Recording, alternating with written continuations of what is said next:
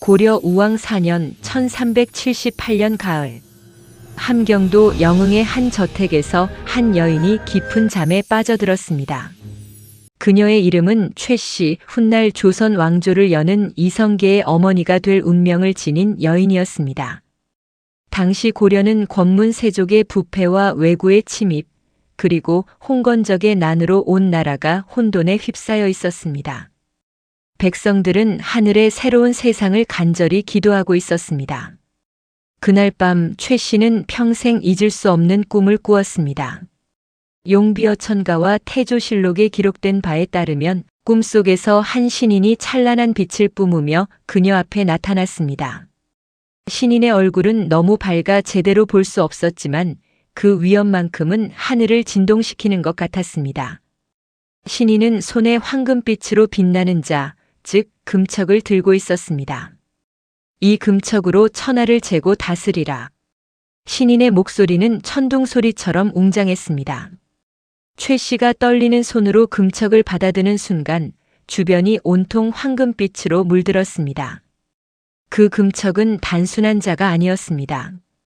용비어천가 제2장에서는 이를 하늘이 내린 천명의 상징이라고 기록하고 있습니다.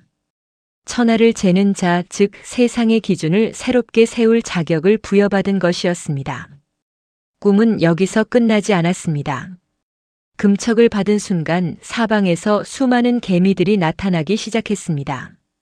처음에는 몇 마리에 불과했던 개미들이 점점 늘어나더니 어느새 1만 마리가 넘는 거대한 군집을 이루었습니다. 놀라운 것은 그 개미들의 움직임이었습니다. 혼란스럽게 흩어지는 것이 아니라 마치 훈련된 군대처럼 질서정연하게 한 방향으로 행진해 갔습니다.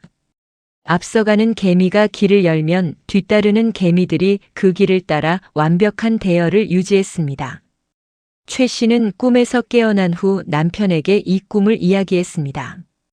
태조실록 총서에 따르면 남편 이자추는 그 꿈을 듣고 크게 기뻐하며 이렇게 말했다고 합니다. 이는 하늘이 내린 징조이요.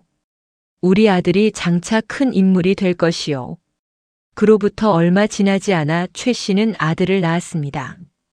그가 바로 이성계였습니다. 조선 왕조실록에 기록된 바에 따르면 이성계가 태어난 날 밤 영흥의 하늘에는 이상한 빛이 감돌았고 마을 사람들은 모두 그 신비로운 기운을 느꼈다고 합니다. 세월이 흐르며 이성계는 어머니의 태몽대로 성장했습니다. 고려 말 혼란의 시대, 그는 뛰어난 무예와 전략으로 왜구를 물리치고 홍건적을 격퇴하며 이름을 떨쳤습니다. 황산대첩, 위화도, 회군을 거쳐 마침내 1392년 그는 새로운 왕조를 열었습니다. 어머니가 꿈에서 받았던 황금자로 세상을 재듯이 이성계는 조선이라는 새로운 기준을 세웠습니다. 흥미로운 것은 개미 꿈의 해석입니다.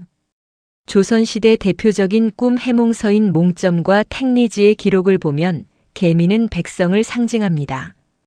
1만 마리의 개미가 질서정연하게 움직인다는 것은 곧 무수한 백성들이 하나의 지도자를 따라 새로운 세상을 건설한다는 의미였습니다.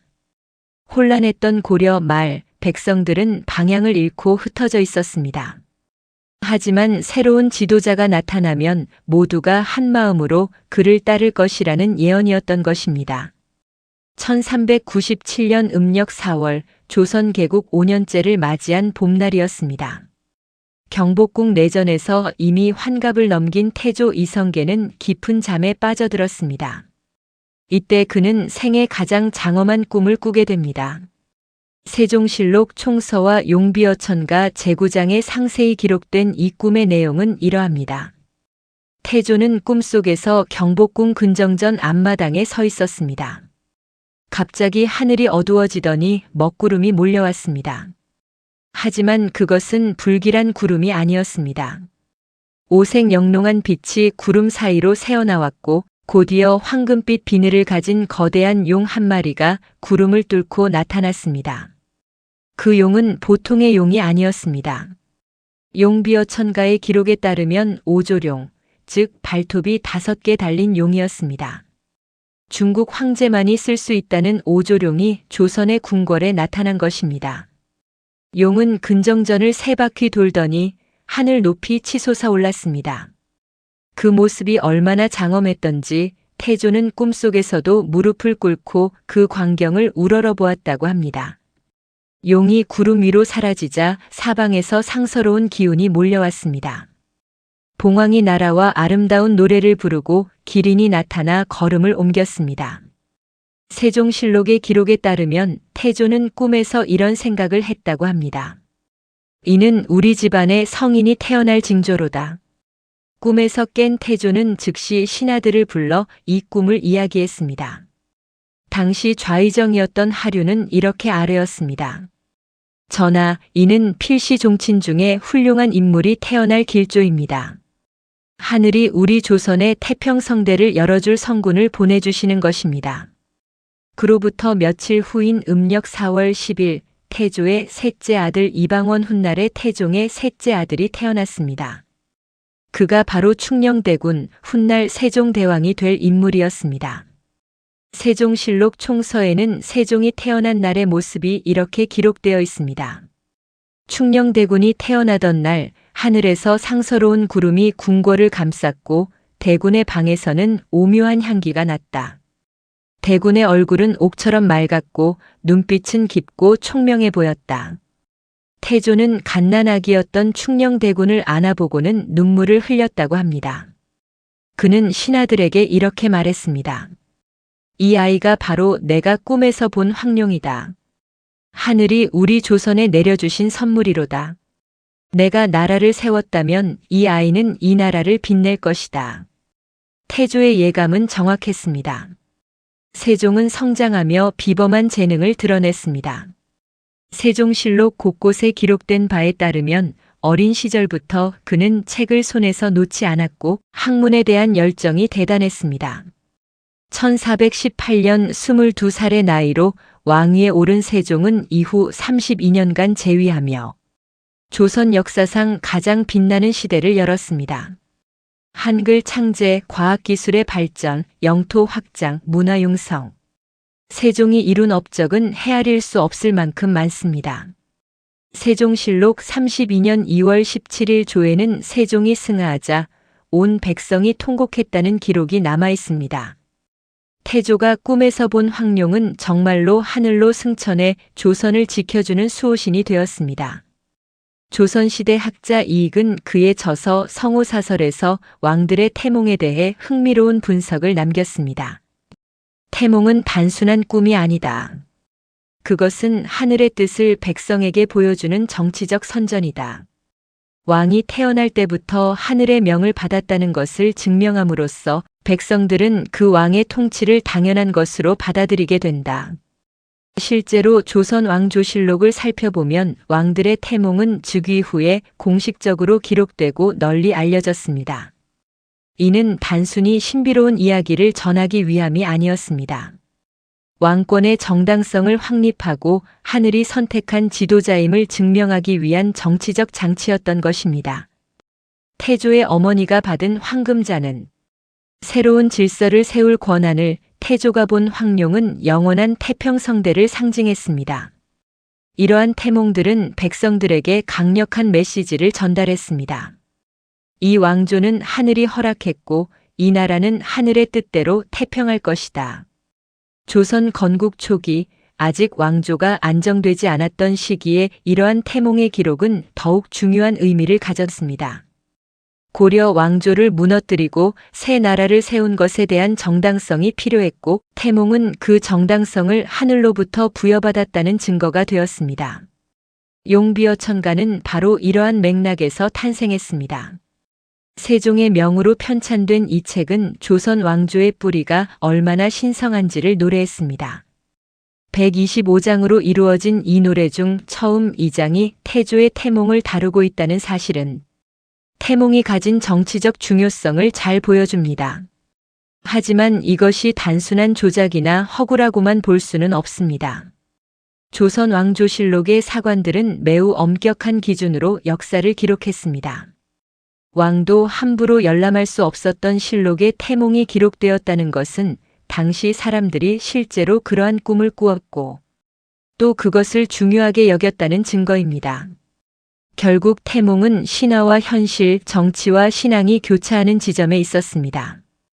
그것은 개인의 꿈이자 국가의 서사였고 가족의 기억이자 역사의 기록이었습니다. 태조가 받은 황금자와 황룡의 꿈은 그렇게 조선 500년을 관통하는 신화가 되었습니다.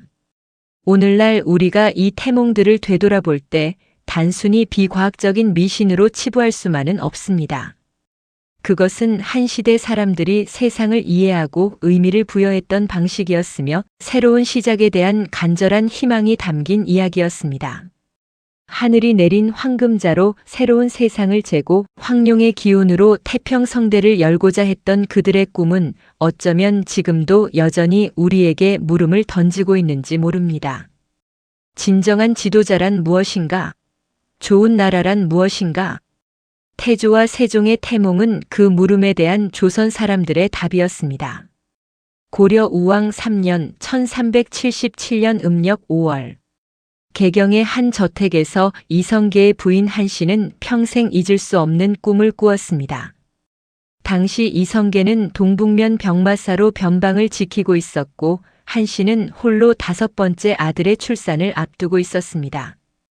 태종실록 총서에 상세히 기록된 바에 따르면 그날 밤 한씨는 꿈속에서 자신의 침실에 누워 있었습니다.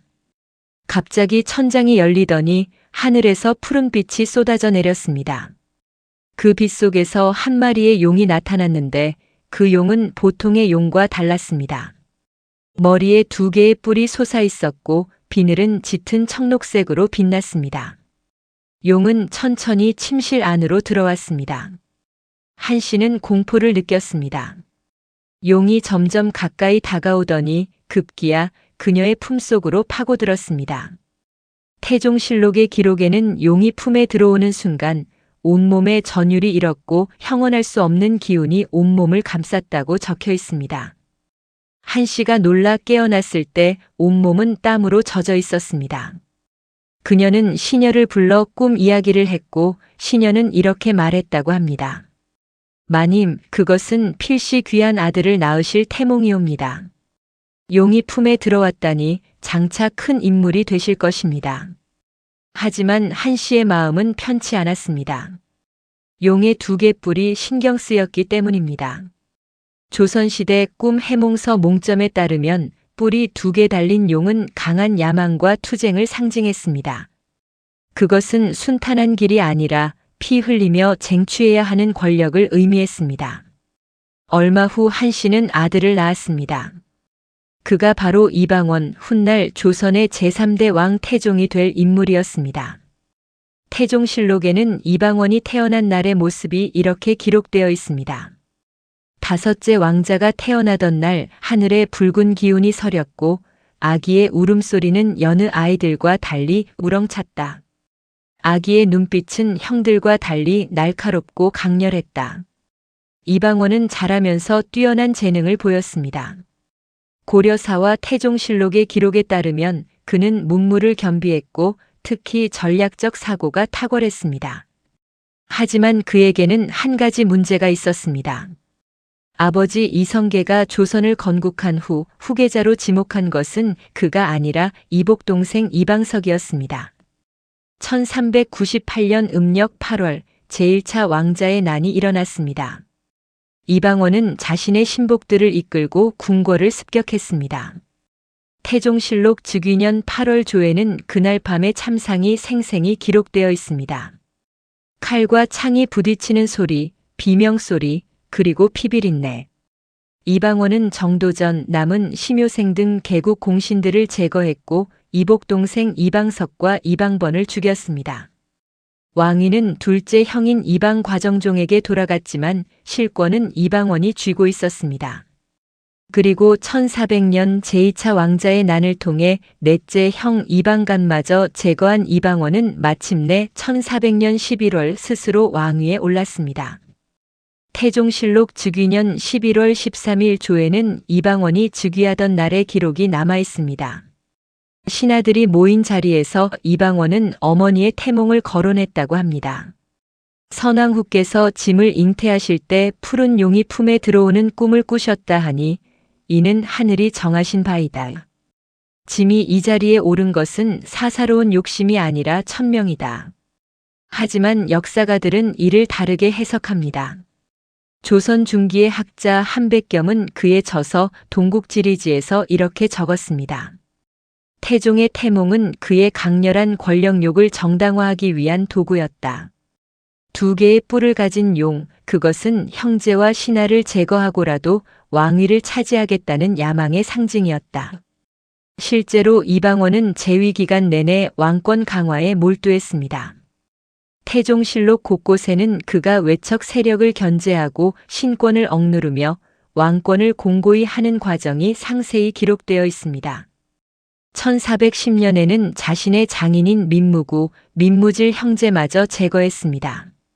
왕비 원경왕후는 남편이 친정 형제들을 죽이자 평생 한을 품었다고 합니다. 하지만 이방원 자신은 자신의 선택을 후회하지 않았습니다. 태종실록 18년 5월 10일 조에는 그가 세자 훗날의 세종에게 남긴 말이 기록되어 있습니다. 왕이 되고자 한다면 때로는 냉혹해야 한다. 정이 앞선다면 나라를 지킬 수 없다. 나는 내 손을 피로 물들였지만 그 덕분에 왕조는 견고해졌다. 태몽 속 두 개의 뿔을 가진 푸른 용은 그렇게 현실이 되었습니다. 이방원은 투쟁과 피를 통해 왕관을 쟁취했고 그 왕관을 지키기 위해 끊임없이 싸웠습니다. 그의 재위 18년은 조선 왕권의 기틀을 다진 시기로 평가받지만 동시에 가장 피비린내 나는 시기이기도 했습니다. 1694년 음력 9월 13일 경희궁 회상전. 숙종의 후궁 숙빈 최 씨는 진통 중에 깊은 잠에 빠져들었습니다. 영조실록 총서와 승정원일기에 기록된 바에 따르면 그날 밤 최 씨는 신비로운 꿈을 꾸었습니다. 꿈속에서 최 씨는 자신의 처소에 서 있었습니다. 갑자기 하늘이 열리더니 황금빛 용 한 마리가 구름을 타고 내려왔습니다. 용은 최 씨가 입고 있던 치마 자락을 향해 날아들었고 그 순간 치마폭이 활짝 펼쳐지며 용을 감쌌습니다. 용이 치마폭 안으로 들어오는 순간 온몸에 따뜻한 기운이 퍼졌다고 합니다. 최 씨가 꿈에서 깨어났을 때 진통이 다시 시작되었고 곧 건강한 사내아이를 낳았습니다. 그가 바로 연인군, 훗날 조선의 제21대 왕 영조가 될 인물이었습니다. 하지만 영조의 탄생은 축복받지 못했습니다. 어머니 최 씨는 천안 무술이 출신이었습니다. 승정원일기 숙종 20년 9월 조에는 당시 궁중의 분위기가 기록되어 있습니다. 중전 인현왕후와 왕비의 자리를 놓고 경쟁하던 장희빈이빈 장씨은 무술이 출신 후궁이 왕자를 낳은 것을 깔보았고 많은 신하들도 연인군을 정통 왕자로 인정하지 않으려 했습니다. 영조는 어린 시절부터 이 콤플렉스에 시달렸습니다. 영조실록과 승정원일기의 여러 기록을 종합하면 그는 자신의 출신이 낮다는 것을 끊임없이 의식했고 이를 극복하기 위해 누구보다 열심히 학문에 정진했습니다. 1724년 음력 8월 30일 형인 경종이 급서하면서 영조는 예상치 못하게 왕위에 올랐습니다. 하지만 즉위 과정에서 끊임없는 의혹이 제기되었습니다. 영조실록 즉위년 조에는 노론과 소론의 치열한 대립이 기록되어 있습니다. 소론 측에서는 영조가 형을 독살했다는 의혹을 제기했고 이는 훗날 이인좌의 난으로 이어졌습니다. 영조는 재위 내내 자신의 정통성을 증명해야 했습니다. 영조실록 4년 3월 15일 조에는 그가 대신들을 모아놓고 어머니의 태몽을 언급한 대목이 나옵니다. 선왕 후숙빈 최 씨께서 짐을 낳으실 때 황금용이 치마폭으로 들어오는 꿈을 꾸셨다 하니 이는 하늘이 짐을 이 자리에 정하신 것이다. 짐의 출신이 미천하다 하나 하늘의 뜻은 그러하지 않다. 하지만 신하들의 의심은 쉽게 사라지지 않았습니다. 영조는 이를 알고 있었고 더욱 강력하게 왕권을 행사했습니다. 영조실록에는 그가 반대파를 숙청하고 탕평책을 펼치며 끊임없이 자신의 정통성을 입증하려 노력한 기록이 가득합니다. 특히 영조는 어머니의 신분 문제에 극도로 민감했습니다. 영조실록 14년 3월 조에는 한 신하가 실수로 숙빈 최 씨를 궁인이라고 표현했다가 영조의 진노를 산 사건이 기록되어 있습니다. 영조는 그 신하를 즉시 파직시키며 이렇게 말했습니다. 선왕후는 짐의 어머니시다. 비록 출신이 미천하셨으나 용의 태몽을 꾸시고 왕을 낳으신 분이다. 감히 함부로 말할 수 있는가? 영조는 평생 어머니의 태몽을 방패 삼아 자신의 왕제를 증명하려 했습니다. 승정원 일기에는 그가 수십 차례 태몽을 언급한 기록이 남아 있습니다. 특히 사도세자와의 갈등이 심화되던 시기, 영조는 더욱 자주 태몽을 거론했습니다. 1762년 음력 윤오월 영조는 아들 사도세자를 뒤주에 가두었습니다. 영조실록 38년 윤오월 조에는 그날의 비극이 상세히 기록되어 있습니다. 아들이 뒤주 안에서 죽어가는 동안 영조는 자신의 선택을 정당화하기 위해 또다시 태몽을 언급했다고 합니다. 하늘이 짐에게 용의 꿈을 주신 것은 이 왕조를 지키라는 뜻이었다. 비록 아들이라도 왕조를 위협한다면 제거해야 한다. 조선 후기의 실학자 이익은 성호사설에서 영조의 태몽에 대해 이렇게 평했습니다. 영조의 태몽은 그의 일생을 관통하는 상징이었다. 치마폭으로 들어온 용, 그것은 비천한 출신을 극복하고 최고의 자리에 오른 역사를 보여준다. 하지만 그 용은 평생 불안했다. 치마폭이라는 보잘것없는 곳에서 시작했기에 끊임없이 자신의 정당성을 증명해야 했다. 영조는 재위 52년 동안 끊임없이 싸웠습니다. 반대파와 싸웠고 의심과 싸웠고 자신의 출신이라는 그림자와 싸웠습니다. 그리고 결국 자신의 아들마저 희생시켰습니다. 영조실록 52년 3월 5일 영조가 83세의 나이로 승하하던 날의 기록에는 이런 대목이 있습니다. 임금께서 마지막 숨을 거두시며 짐은 하늘의 명을 받들었다고 하셨다. 태몽 속 용은 끝까지 영조를 지배했습니다. 그것은 자랑이자 짐이었고 무기이자 족쇄였습니다. 무수리의 아들로 태어나 왕이 된 그는 평생 그 태몽을 증명하기 위해 살았고 그것을 지키기 위해 모든 것을 희생했습니다. 태종과 영조 두 왕의 태몽은 조선 왕조에서 가장 강렬하고 복잡한 의미를 담고 있습니다. 조선 왕조실록을 연구한 후대 역사학자들은 이 두 태몽이 권력에 대한 욕망과 정당화의 이중주라고 평가합니다. 두 왕 모두 왕위를 당연하게 물려받은 것이 아니었습니다.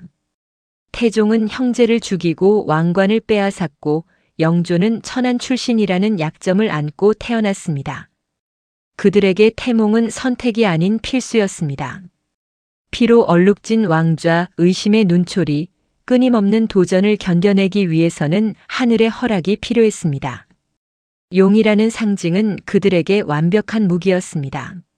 하늘의 존재인 용이 꿈에 나타났다는 것은 그들의 왕위가 단순히 인간의 욕망이 아니라 천명이라는 것을 의미했습니다. 하지만 아이러니하게도 그 용의 그림자는 평생 그들을 따라다녔습니다. 태종은 죽는 순간까지 자신이 죽인 형제들의 그림자에서 벗어나지 못했고 영조는 죽는 순간까지 자신의 출신이라는 족쇄에서 자유롭지 못했습니다. 태몽은 그들을 왕으로 만들었지만 동시에 평생의 고통으로 묶어두었습니다. 그들의 이야기는 우리에게 묻습니다.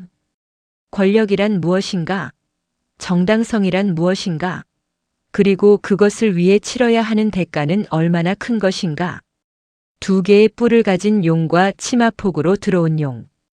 그 두 용은 오늘도 조선 역사 속에서 춤을 추고 있습니다. 1476년 음력 10월 창덕궁 대조전. 성종의 후궁 윤씨는 첫 아이를 임신한 채 불안한 나날을 보내고 있었습니다. 성종실록과 연산군일기에 기록된 바에 따르면 윤씨는 총명하고 아름다웠지만 성격이 격렬하여 궁중에서 말이 많았습니다. 특히 성종의 정비인 공해왕후 한씨가 일찍 세상을 떠난 후 중전 자리를 두고 여러 후궁들 사이에 암투가 심했습니다.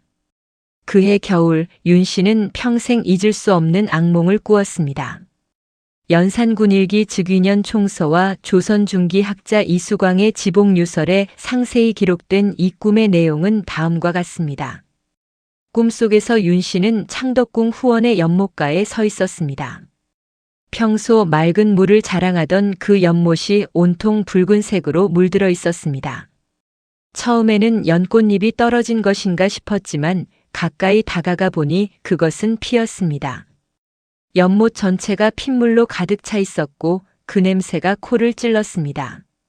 연못 주변에는 사슴 한 마리가 서 있었습니다. 하지만 그 사슴은 평화롭게 풀을 뜯는 것이 아니라 하늘을 향해 처절하게 울고 있었습니다. 지복유설의 기록에 따르면 그 울음소리는 사람의 통곡 같았고 하늘과 땅이 모두 슬퍼하는 듯 했다고 합니다. 윤 씨가 사슴에게 다가가려 하자 갑자기 연못의 피가 파도처럼 일어나더니 사슴을 덮쳤습니다. 사슴은 피 속에서 허우적거리며 점점 가라앉았습니다. 윤 씨는 사슴을 구하려 했지만 자신의 발도 피 속으로 빠져들기 시작했습니다. 온몸이 붉은 피로 물들고 숨을 쉴 수 없었습니다. 윤 씨는 비명을 지르며 꿈에서 깨어났습니다. 온몸은 식은 땀으로 젖어 있었고 심장이 미친 듯이 뛰었습니다. 연산군일기에는 윤 씨가 상궁을 불러 꿈 이야기를 했을 때 상궁의 얼굴이 창백해졌다는 기록이 있습니다. 상궁은 조심스럽게 말했습니다. 마마, 이는 좋지 않은 꿈이옵니다. 혹시 무당을 불러구시라도. 하지만 윤 씨는 단호하게 거절했습니다. 만약 불길한 태몽을 꾸었다는 소문이 퍼진다면 궁중에서의 입지가 더욱 약해질 것이기 때문이었습니다. 성종실록 7년 11월 조에는 당시 윤 씨가 다른 후궁들과의 경쟁에서 얼마나 불안한 위치에 있었는지가 잘 드러나 있습니다. 1476년 음력 11월 7일 윤 씨는 아들을 낳았습니다. 그가 바로 훗날 조선 최악의 폭군으로 기록될 연산군입니다. 연산군일기에는 왕자가 태어나던 날 하늘에 붉은 기운이 서렸고 궁궐 안의 개들이 일제히 짖어댔다는 불길한 기록이 남아 있습니다. 연산군이 태어난 지 3년 후인 1479년 비극이 시작되었습니다. 성종실록 10년 6월 조에 상세히 기록된 바에 따르면 윤 씨는 성종의 총애를 받던 다른 후궁 정 씨를 질투하여 심하게 다투었습니다. 화가 난 윤 씨는 성종의 얼굴을 손톱으로 핥히었고 이는 임금을 모욕한 중죄로 간주되었습니다. 대신들은 윤 씨를 폐출할 것을 강력히 주장했습니다. 성종실록 10년 6월 23일 조에는 영의정 정창손을 비롯한 대신들이 모여 윤 씨의 처벌을 논의한 내용이 기록되어 있습니다. 후궁이 감히 임금의 얼굴에 상처를 냈으니 이는 영모와 다름없습니다. 마땅히 사사해야 합니다. 성종은 고민에 빠졌습니다. 윤 씨는 어린 왕자의 어머니였기 때문입니다.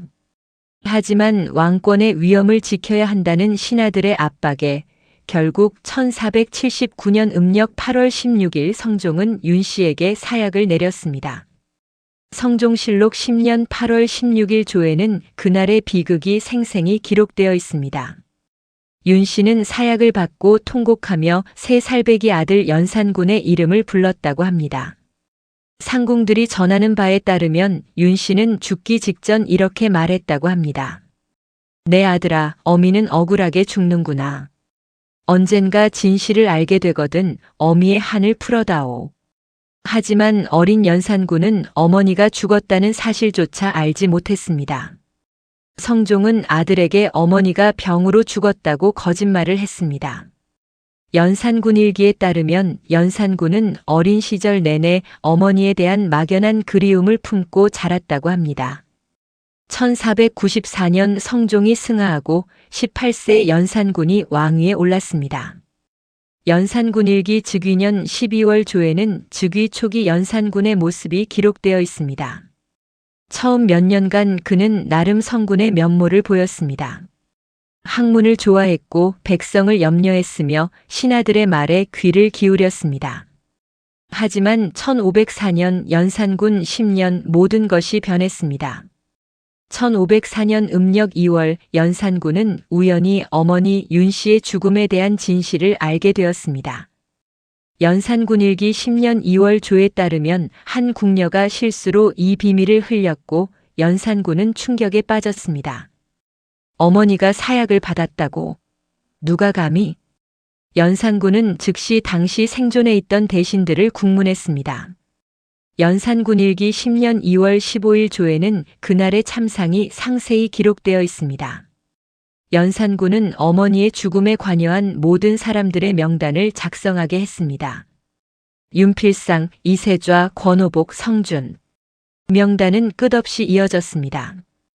이미 죽은 사람들은 부관참시를 당했고 살아있는 사람들은 잔혹하게 처형되었습니다. 연산군 일기에는 궁궐 안팎에서 비명소리가 끊이지 않았고 피가 개울을 이루었다는 끔찍한 기록이 남아 있습니다. 하지만 이것은 시작에 불과했습니다. 연산군의 광기는 점점 심해졌습니다. 1506년 연산군 12년에는 무오사화보다 더 큰 학살인 갑자사화가 일어났습니다. 연산군 일기 12년 조에 따르면 연산군은 자신을 비판하거나 어머니의 죽음에 조금이라도 관련된 사람들을 모두 제거하기 시작했습니다. 연산군은 어머니의 태몽을 기억해냈습니다. 핏빛 연못과 우는 사슴. 그는 환관에게 물었습니다. 선비선왕비 윤 씨께서 꾸신 태몽이 무엇이었는지 아는가? 환관이 조심스럽게 대답했습니다. 폐하 들리는 바로는 피로 가득 찬 연못과 슬피 우는 사슴을 보셨다 합니다. 연산군은 섬뜩하게 웃었습니다. 그렇다면 그 꿈이 이루어지고 있는 것이로다. 피로 가득 찬 연못, 그것이 바로 지금이다. 연산군 일기 12년 4월 조에는 연산군이 창덕궁 후원의 연못을 바라보며 한 말이 기록되어 있습니다.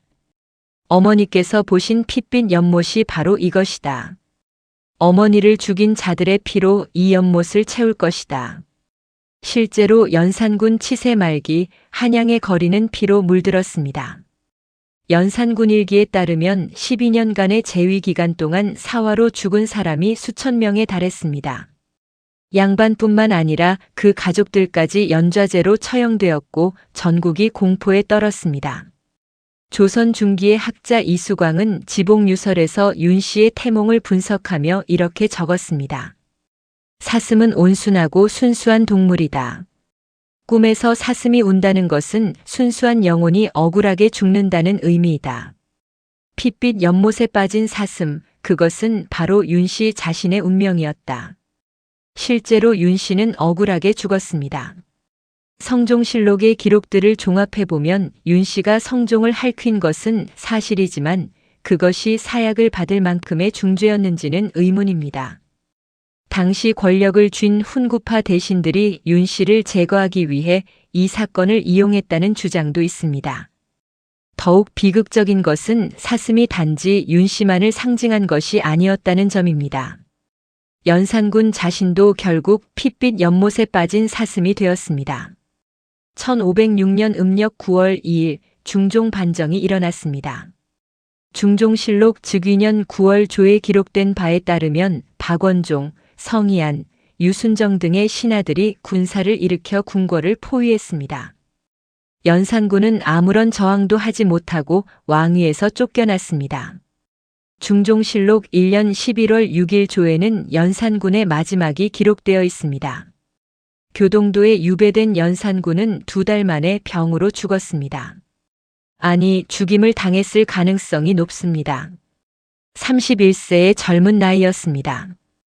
연산군이 죽기 직전 그는 계속해서 꿈에 시달렸다고 합니다. 중종실록에 전해지는 유배지 관리의 보고에 따르면 연산군은 밤마다 악몽을 꾸며 비명을 질렀습니다. 어머니가 피로 물든 연못에서 나를 부르십니다.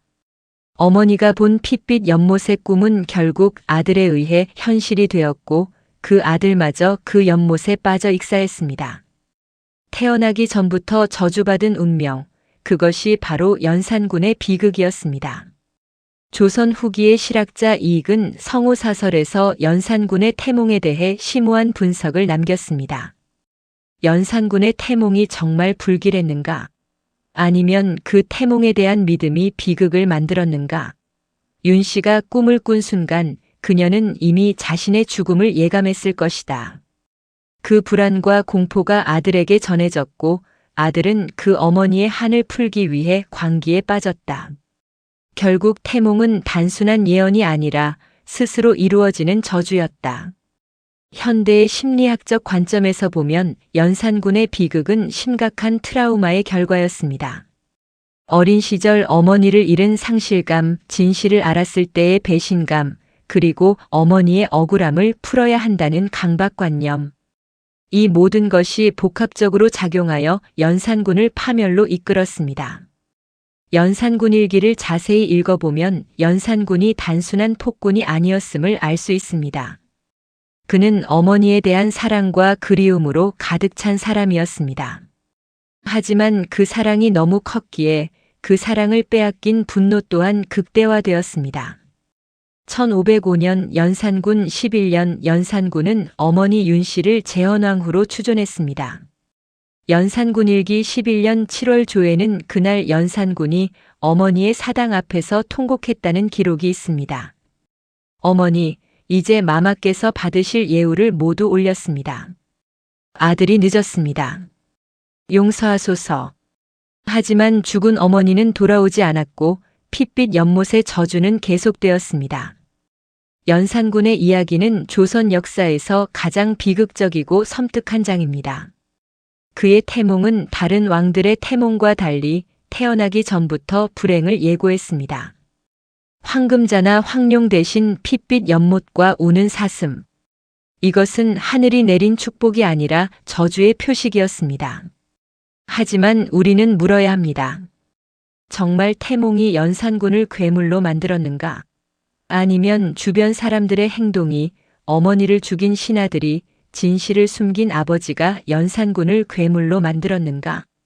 중종실록의 사관은 연산군을 폭군이라고 기록했습니다. 하지만 같은 실록의 다른 대목을 보면 어머니를 그리워하며 매일 밤 우는 아들의 모습도 발견할 수 있습니다. 핏빛 연못의 태몽은 오늘도 우리에게 묻습니다. 운명은 정해진 것인가?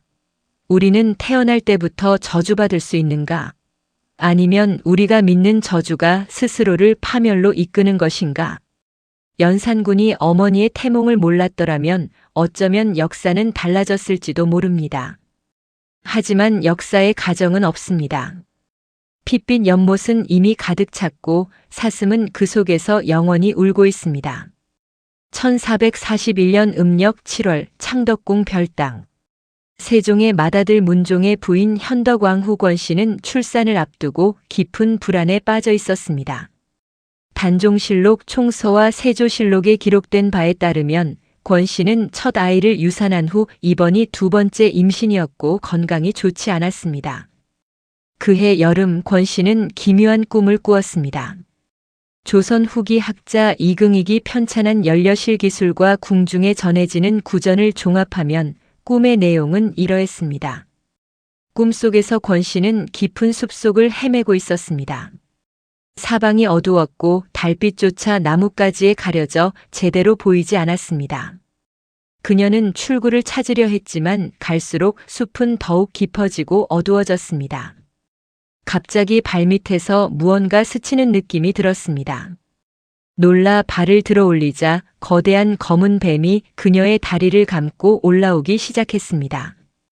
뱀의 비늘은 차갑고 미끄러웠으며 뱀의 눈은 불길하게 빛났습니다. 권씨는 비명을 지르려 했지만 목소리가 나오지 않았습니다. 뱀은 계속 그녀의 몸을 타고 올라와 마침내 배 부근에 도달했습니다. 그 순간 뱀이 입을 크게 벌리며 그녀의 뱃속으로 파고들었습니다. 엄청난 고통이 밀려왔고 권씨는 그 고통 속에서 꿈에서 깨어났습니다. 단종실록의 기록에는 직접적인 태몽 내용이 나오지 않지만 연려실 기술에는 현덕왕후가 불길한 꿈을 꾸고 몹시 두려워했다는 기록이 남아 있습니다. 권 씨는 상궁에게 꿈 이야기를 했고 상궁은 이렇게 위로했다고 합니다. 마마, 뱀은 용의 형상이옵니다. 용이 품에 들어왔으니 귀한 아드님을 낳으실 것입니다. 하지만 권 씨의 불안은 가시지 않았습니다. 그 뱀은 황금빛 용이 아니라 검은 독사였기 때문입니다. 1441년 음력 7월 23일 권 씨는 진통 끝에 아들을 낳았습니다. 그가 바로 홍위 훗날의 단종입니다.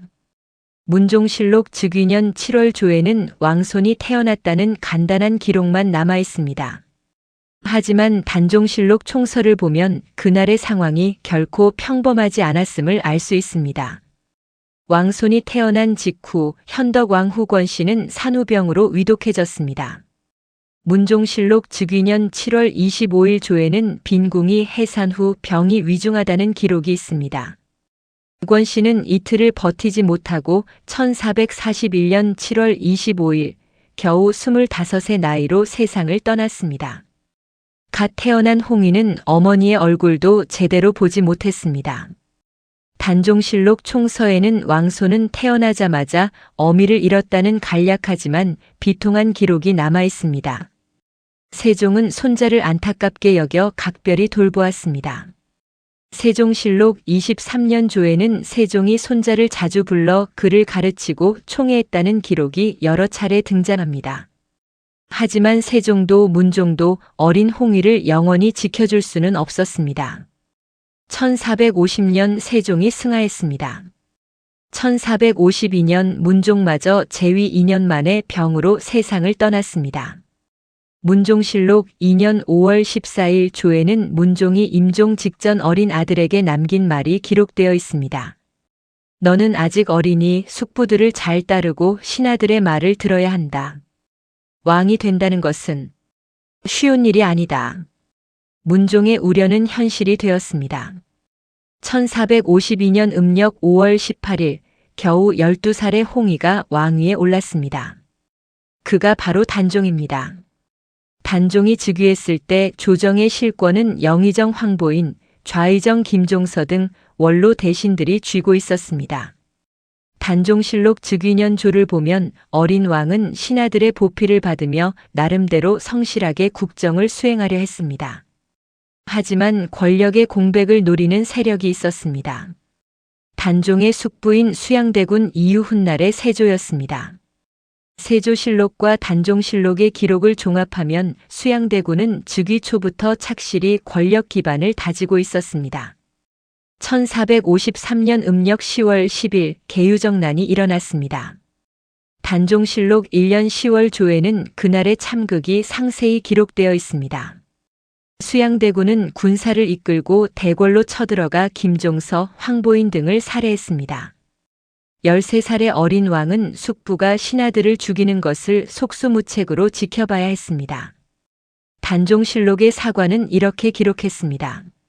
상단종께서 대궐 안에서 비명소리를 들으시고 떨고 계셨다.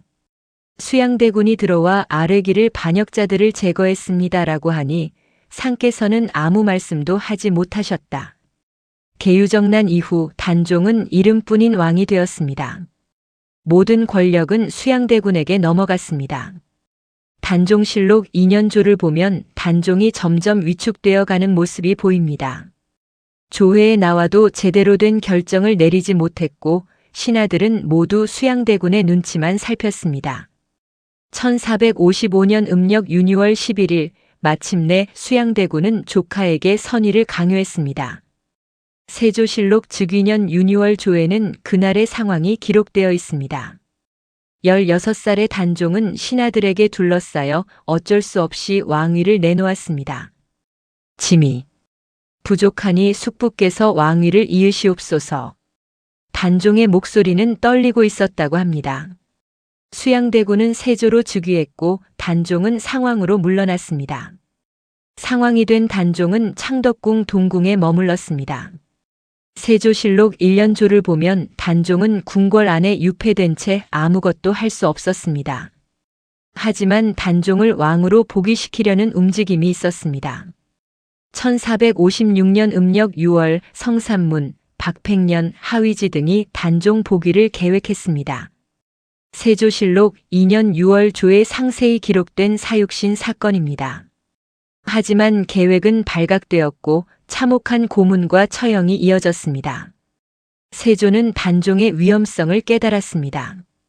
세조실록 2년 6월 23일 조에는 세조가 대신들과 단종의 처리 방안을 논의한 내용이 나옵니다. 결국 단종은 노산군으로 강등되어 영월로 유배되었습니다. 1457년 음력 6월 18살의 단종은 영월 청령포에 도착했습니다. 세조실록 3년 6월 조와 영월실록의 기록에 따르면 청령포는 삼면이 강으로 막힌 고립된 곳이었습니다. 단종은 초라한 집 한 채에서 감시를 받으며 살아야 했습니다. 청령포에서 단종은 매일 강을 바라보며 시를 썼다고 합니다. 단종애사에 전해지는 그의 시 한 구절입니다. 하늘도 무심하시지 내 한 몸 이렇듯 외롭도다. 강물은 흘러가되 내 신세는 흐르지 못하네. 1457년 음력 10월 더욱 비극적인 소식이 전해졌습니다. 금성대군이 단종 복위를 도모하다 발각된 것입니다. 세조실록 3년 10월 조에는 세조가 크게 진노했다는 기록이 있습니다. 세조는 결국 최악의 결정을 내렸습니다. 1457년 음력 10월 24일 사약이 영월로 내려왔습니다. 세조실록 3년 10월 24일 조에는 노산군에게 사살을 명했다는 짧은 기록만 있습니다. 하지만 영월의 구전과 후대의 기록들은 그날 밤의 비극을 전하고 있습니다. 단종은 사약을 받고 조용히 받아들였다고 합니다. 겨우 17살의 나이였습니다. 영월실록에 전해지는 바에 따르면 단종은 죽기 전 하늘을 향해 이렇게 말했다고 합니다. 어머니, 이제 어머니께 가옵니다. 너무 오래 기다리셨지요? 단종의 시신은 제대로 수습되지도 못했습니다. 세조실록에는 노산군의 시신을 거두는 것을 금한다는 기록이 있습니다. 영월 호장 엄흥도가 목숨을 걸고 몰래 시신을 수습해 장사 지냈다고 전해집니다. 시간을 뛰어넘어 1688년으로 가보겠습니다. 숙종 14년 음력 10월 창경궁 경춘전. 숙종의 후궁 장씨는 첫 아들을 임신한 채 극심한 스트레스에 시달리고 있었습니다. 장씨 훗날의 희빈 장씨는 당시 권력의 정점에 있었습니다. 숙종실록과 경종실록의 기록에 따르면 그녀는 총명하고 미모가 뛰어나 숙종의 총애를 독차지했습니다. 하지만 중전 인현왕 후와의 권력 다툼은 날로 치열해지고 있었습니다. 그해 가을 장씨는 악몽을 꾸었습니다. 경종실록 총서와 궁중 야사에 전해지는 꿈의 내용은 이러했습니다. 꿈속에서 장씨는 자신의 처소에 앉아 있었습니다. 갑자기 방 안이 검은 안개로 가득 찼고 그 안개 속에서 무수한 독사들이 기어나왔습니다. 뱀들은 장씨를 향해 다가왔고 그녀의 몸을 감기 시작했습니다. 특히 배 부분을 여러 마리의 뱀이 동시에 조였습니다. 뱀들이 조이는 힘이 점점 강해지자 장씨는 숨을 쉴 수 없었습니다. 그때 뱀 중 하나가 독을 뿜었습니다. 그 독액이 그녀의 배에 떨어지는 순간 엄청난 고통이 몰려왔습니다. 장씨는 비명을 지르며 깨어났습니다. 온몸이 식은 땀으로 젖어 있었고 실제로 배가 아팠습니다. 상궁이 달려와 물었습니다. 마마, 괜찮으십니까? 장씨는 떨리는 목소리로 대답했습니다. 꿈이 너무 불길했어. 뱀들이 독사들이. 하지만 그녀는 꿈의 내용을 자세히 말하지 않았습니다. 경종실록 총서에는 희빈이 임신 중 심신이 불안정했다는 기록이 남아 있습니다. 1688년 음력 10월 28일 장씨는 아들을 낳았습니다. 그가 바로 원자 윤경종입니다. 숙종실록 14년 10월 28일 조에는 후궁 장씨가 원자를 낳았다는 기록이 있습니다. 하지만 기쁨은 오래가지 않았습니다. 원자가 태어난 지 얼마 되지 않아 이상한 일이 벌어졌습니다. 숙종실록 15년 2월 조에는 원자가 갑자기 경기를 일으켰다는 기록이 있습니다. 당시 궁중에는 끔찍한 소문이 퍼졌습니다. 인현왕후 측에서 원자에게 독을 먹였다는 것입니다. 숙종실록과 인현왕후전의 기록을 종합하면 실제로 독살 시도가 있었는지는 불확실하지만 원자는 어린 시절 내내 병치레가 잦았습니다. 장씨는 점점 편집증적인 행동을 보이기 시작했습니다. 숙종실록 17년조를 보면 그녀는 원자의 음식을 극도로 경계했고 자신이 직접 확인한 음식만 먹였습니다. 또한 인현왕후를 저주하는 무속의식을 몰래 행했습니다. 1694년 장씨의 저주 행위가 발각되었습니다. 숙종실록 20년조에 상세히 기록된 바에 따르면 궁녀들의 밀고로 장씨가 인현왕후를 저주하기 위해 신당을 차려놓고 굿을 한 사실이 드러났습니다. 숙종은 분노했고 장씨는 폐출되었습니다. 하지만 이야기는 여기서 끝나지 않았습니다. 1701년 인현왕후가 갑자기 병으로 세상을 떠났습니다. 숙종실록 27년 8월 14일 조에는 왕후의 급서가 기록되어 있고 곧이어 장씨에 대한 의심이 쏟아졌습니다. 숙종은 장씨가 왕후를 독살했다고 믿었습니다. 숙종실록 27년 10월 10일 숙종은 장씨에게 사약을 내렸습니다. 장씨는 죽기 전 아들 원자를 불러 마지막 작별을 고했습니다. 내 아들아, 어미가 먼저 가는구나. 부디 몸 조심하여라. 이 궁궐에는 독이 너무 많다. 장씨의 마지막 말은 예언이 되었습니다. 어머니를 잃은 경종은 평생 병약했고 어머니가 꿈에서 본 독사의 그림자에 시달렸습니다. 1720년 숙종이 승하하고 경종이 즉위했습니다. 하지만 경종실록을 보면 그는 제대로 된 정치를 할 수 없을 정도로 건강이 나빴습니다. 게다가 이복 동생 연인군영조가 그를 지지하는 노론의 압박에 시달렸습니다. 경종실록 1년조에는 경종이 병석에 누운 채 정무를 보지 못한 날이 많았다는 기록이 여러 차례 나옵니다. 신하들은 연인군을 왕세제로 책봉할 것을 요구했고 경종은 어쩔 수 없이 받아들였습니다. 1724년 음력 8월 25일 경종은 게장을 먹은 후 갑자기 병세가 악화되었습니다. 경종실록 4년 8월 25일 조에는 상께서 게장을 드신 후 복통을 호소하셨다는 기록이 있습니다. 불과 나흘 후인 8월 29일 경종은 승하했습니다. 향년 37. 경종실록 4년 8월 30일 조에는 상께서 경희궁 집경당에서 승하하셨다는 기록이 있습니다. 경종의 죽음을 둘러싸고 독살설이 제기되었습니다. 게장에 독이 들어 있었다는 것입니다. 영조실록 초반부에는 이러한 의혹을 반박하는 내용들이 여러 차례 나오는데 이것 자체가 의혹이 얼마나 강했는지를 보여줍니다. 어머니가 꿈에서 본 독사, 그것은 경종의 일생을 관통한 상징이었습니다. 어머니는 저주로 고발받아 사약을 받았고 아들은 독살 의혹 속에서 죽었습니다. 독의 그림자는 모자를 끝까지 따라다녔습니다. 단종과 경종, 두 왕의 이야기는 조선 역사에서 가장 슬픈 장들입니다. 그들의 태몽에는 황금빛 용도, 상서로운 징조도 없었습니다. 대신 어둠과 뱀, 독과 죽음의 예감만이 가득했습니다. 단종은 태어나면서 어머니를 잃었고 16의 왕위를 빼앗겼으며 17의 사약을 받았습니다. 경종은 어머니의 저주 행위로 평생 의심받았고 병약한 몸으로 겨우 4년을 재위했으며 독살 의혹 속에서 죽었습니다. 조선 후기 학자 안정복은 동사 강목에서 이렇게 적었습니다. 단종과 경종, 두 임금의 비극은 태몽에서부터 예정되어 있었다.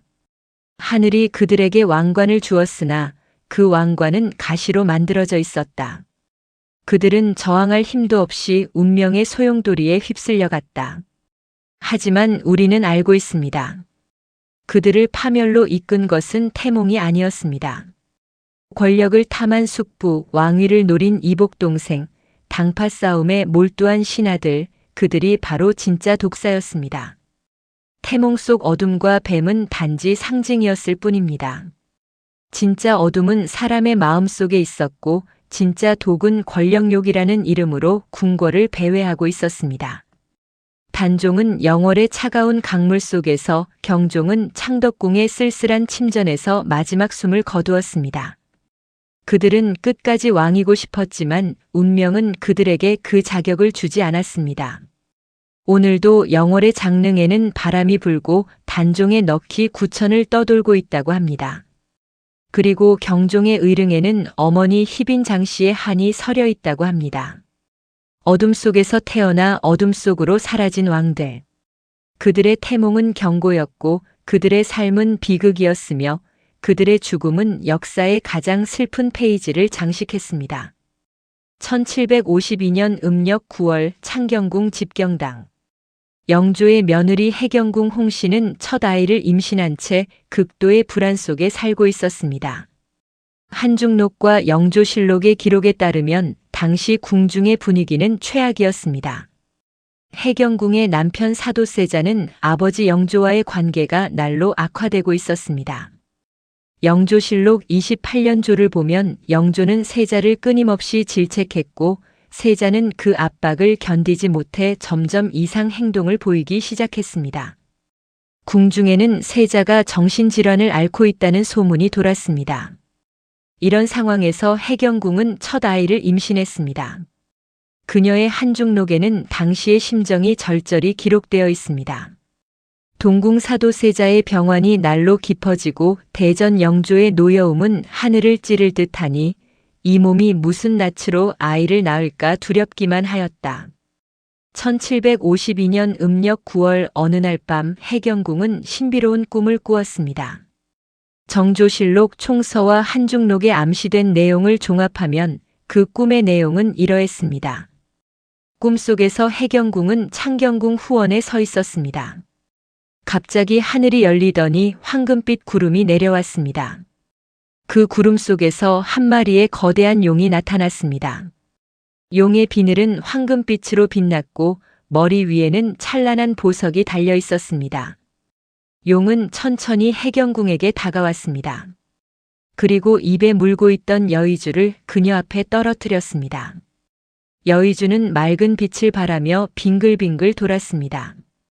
해경궁이 여의주를 집어들자 그것이 따뜻한 기운과 함께 그녀의 품속으로 스며들었습니다. 용은 만족스러운 듯 고개를 끄덕이더니 하늘로 승천하기 시작했습니다. 용이 올라가는 길에 오색 무지개가 펼쳐졌고 사방에서 상서로운 기운이 감돌았습니다. 해경궁이 꿈에서 깨어났을 때 그녀는 이상한 확신을 느꼈습니다. 한중록에는 그날 밤의 꿈이 너무도 생생하여 필시 귀한 아들을 얻을 것이라 믿었다는 기록이 있습니다. 하지만 해경궁은 이 꿈을 쉽게 말하지 못했습니다. 사도세자와 영조의 갈등이 심한 상황에서 황룡의 태몽을 운운하는 것은 오히려 화를 부를 수 있었기 때문입니다. 1752년 음력 9월 22일 해경궁은 아들을 낳았습니다. 그가 바로 원손 산정조입니다. 영조실록 28년 9월 22일 조에는 새손이 탄생하였다는 간단한 기록이 있습니다. 놀라운 것은 영조의 반응이었습니다. 영조실록 28년 9월 조와 한중록의 기록에 따르면 영조는 손자가 태어났다는 소식을 듣고 매우 기뻐했습니다. 그리고 신하들 앞에서 이렇게 말했다고 합니다. 짐이 며칠 전 꿈을 꾸었는데 황룡이 여의주를 물고 하늘로 승천하는 것을 보았노라. 그 꿈이 바로 이 아이를 예고한 것이었다. 영조가 정말 그런 꿈을 꾸었는지 아니면 며느리의 태몽을 들은 후 자신의 꿈인 양 말한 것인지는 불확실합니다. 하지만 중요한 것은 영조가 그 태몽을 믿었고 손자를 특별하게 여겼다는 사실입니다.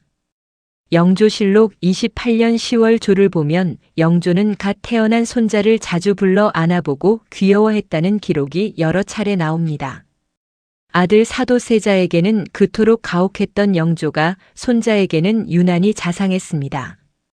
한중록의 해경궁은 이렇게 적었습니다. 대전께서 새손을 보실 때마다 이 아이는 범상치 않다. 필시 큰 인물이 될 것이다라고 하셨다.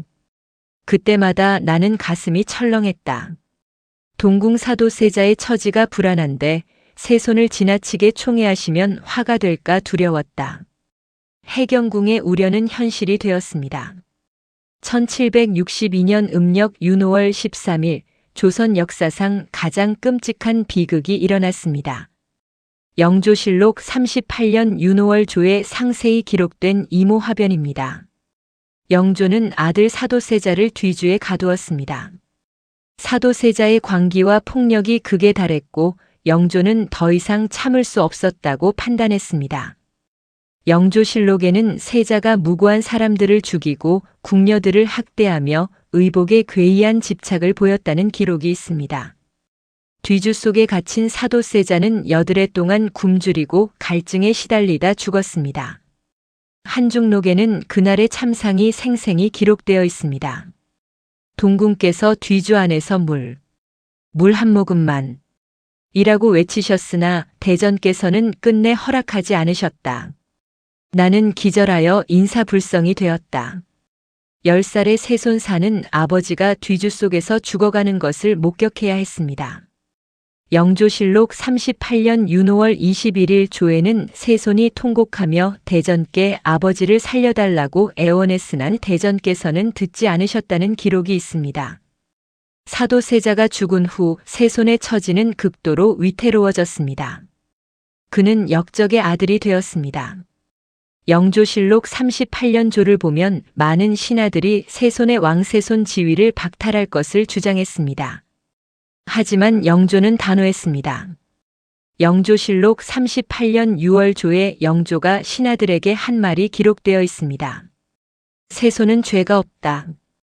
아비의 죄를 자식에게 묻지 말라. 더구나 짐은 세손이 태어날 때의 꿈을 기억한다.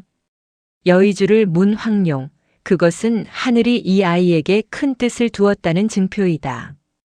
영조는 태몽을 방패 삼아 손자를 지켜냈습니다. 영조실록 곳곳에는 영조가 세손을 보호하고 교육시키며 왕으로 키우는 과정이 상세히 기록되어 있습니다. 어린 정조는 아버지의 죽음이라는 트라우마를 안고 자랐습니다. 정조실록 총서에 따르면 그는 항상 자신이 역적의 아들이라는 꼬리표에서 벗어나야 한다는 강박관념을 가지고 있었습니다. 하지만 정조는 좌절하지 않았습니다. 오히려 그는 그 고통을 동력으로 삼아 스스로를 단련했습니다. 영조실록 후반부와 정조실록 초반부를 보면 정조가 얼마나 열심히 학문에 정진했는지 알 수 있습니다. 정조는 경서를 외우고 역사를 읽고 정치를 배웠습니다. 영조실록 48년 조에는 영조가 신하들에게 자랑스럽게 말한 대목이 나옵니다. 세손의 학문이 짐보다 낫다. 이 아이는 필시 훌륭한 왕이 될 것이다. 1776년 음력 3월 5일 영조가 승하했습니다. 영조실록 52년 3월 5일 조에는 영조가 마지막 순간 손자를 불러 유언을 남긴 장면이 기록되어 있습니다. 내 아버지의 일은 짐의 과오였다. 하지만 너는 그것에 얽매이지 말거라. 너는 여의주를 문용이다. 하늘이 너를 선택했다. 부디 이 나라를 바르게 이끌어라. 1776년 음력 3월 10일 25세 정조가 즉위했습니다. 정조실록 즉위년 3월 조에는 정조가 즉위하면서 한 말이 기록되어 있습니다. 짐은 사도세자의 아들이다. 이것을 부끄러워하지 않는다. 아버지는 불행했지만 짐은 그 불행을 딛고 일어서겠다. 정조의 선언은 조정을 술렁이게 했습니다. 일반적으로 새 왕은 선왕을 추승하는 법인데 정조는 비극적으로 죽은 아버지를 당당히 거론했기 때문입니다. 정조는 즉위 후 24년간 재위하며 조선 중흥의 시대를 열었습니다. 정조실록 전체를 관통하는 주제는 개혁과 중흥입니다. 먼저 정조는 왕권을 강화했습니다. 정조실록 즉위년 조부터 그는 노론과 소론의 당파 싸움을 억누르고 탕평책을 강력하게 추진했습니다. 정조실록 2년 6월 조에는 정조가 규장각을 설치한 기록이 있습니다. 규장각은 단순한 도서관이 아니라 왕권을 지지하는 개혁 관료들을 양성하는 기관이었습니다. 정조는 또한 아버지를 위한 효심을 실천했습니다. 정조실록 13년 조에는 정조가 수원에 화성을 건설하기 시작한 기록이 있습니다. 화성은 단순한 성곽이 아니었습니다. 그것은 아버지 사도세자의 무덤인 현룡원을 지키는 요새이자 새로운 왕도를 건설하려는 정조의 꿈이었습니다. 정조실록 19년 조를 보면 정조가 화성에 행차하여 아버지의 묘소를 참배하는 장면이 여러 차례 기록되어 있습니다. 정조는 참배할 때마다 눈물을 흘렸고 아버지, 소자가 이만큼 해냈습니다라고 아뢰었다고 합니다. 정조의 개혁은 다방면에서 이루어졌습니다.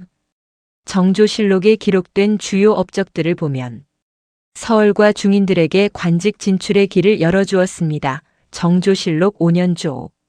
신의 통공을 시행하여 상업을 활성화했습니다. 정조실록 15년조. 장용령을 설치하여 왕권을 지키는 친위부대를 만들었습니다. 정조실록 7년조.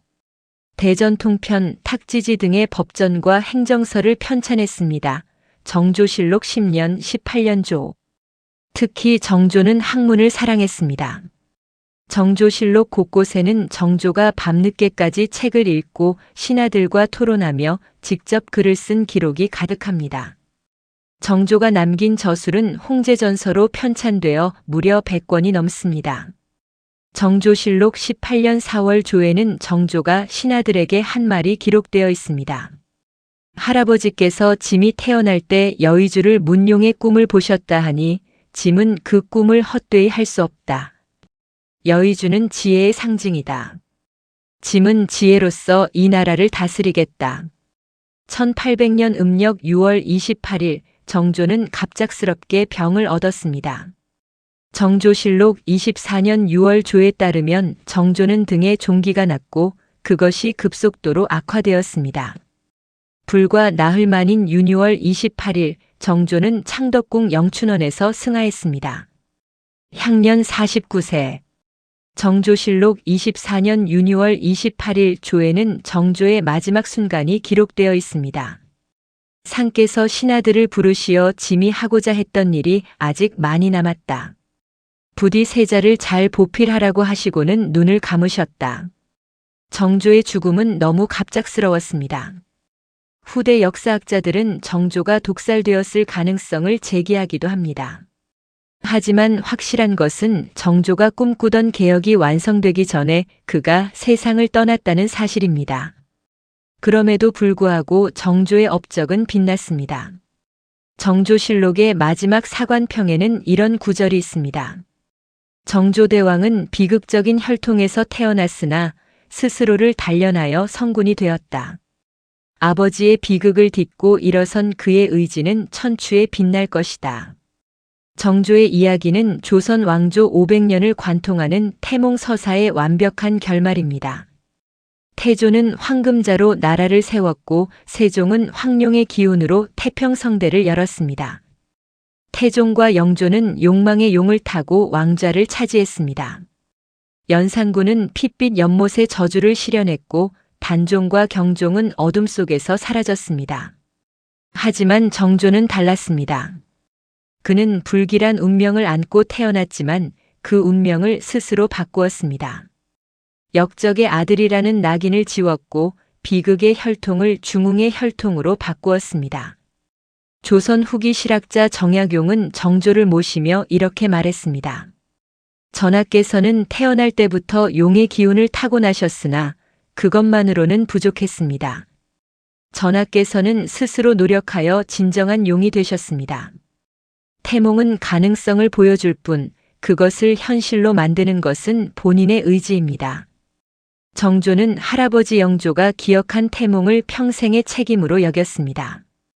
여의주를 문용, 그것은 단순한 권력의 상징이 아니라 지혜로운 통치의 약속이었습니다. 정조는 그 약속을 지키기 위해 24년간 쉬지 않고 일했습니다. 비록 그의 개혁은 완성되지 못했고 그가 죽은 후 조선은 다시 쇠퇴의 길로 접어들었지만 정조가 보여준 가능성은 사라지지 않았습니다. 그는 증명했습니다. 운명은 정해진 것이 아니라 스스로 만들어가는 것이라고. 태조의 황금자로 시작된 조선 왕조의 태몽 이야기는 정조의 여의주로 막을 내립니다. 500년의 세월 동안 왕들은 꿈을 꾸었고 그 꿈은 때로는 예언이 되었고 때로는 저주가 되었으며 때로는 희망이 되었습니다. 하지만 우리가 기억해야 할 것은 진짜 중요한 것은 태몽이 아니라 그 태몽을 어떻게 받아들이고 실천하느냐였다는 점입니다. 태조와 세종은 태몽을 나라의 정통성으로 만들었습니다. 태종과 영조는 태몽을 권력의 무기로 사용했습니다. 연산군은 태몽의 저주에 갇혀 파멸했습니다. 단종과 경종은 태몽조차 그들을 지켜주지 못했습니다. 하지만 정조는 태몽을 넘어섰습니다. 그는 흉몽이 될 뻔한 운명을 길몽으로 바꾸었습니다. 역적의 아들에서 중흥의 성군으로 저주받은 혈통에서 희망의 상징으로 정조의 무덤인 건릉에는 오늘도 많은 사람들이 찾아옵니다. 그들은 정조에게 묻습니다. 어떻게 그렇게 강할 수 있었습니까? 어떻게 절망을 희망으로 바꿀 수 있었습니까? 정조는 대답합니다. 바람 소리로 나뭇잎의 속삭임으로.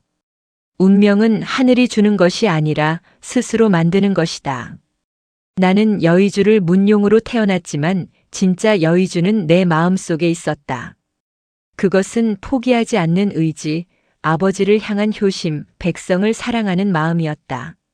조선 왕조 500년 왕들의 태몽은 그렇게 역사가 되었고 신화가 되었으며 오늘 우리에게 교훈을 남겼습니다. 하늘이 꿈을 주어도 그것을 이루는 것은 결국 우리 자신입니다. 정조가 그랬듯이 우리도 우리의 운명을 스스로 써내려갈 수 있습니다. 이것이 조선 왕들의 태몽이 우리에게 전하는 마지막 메시지입니다.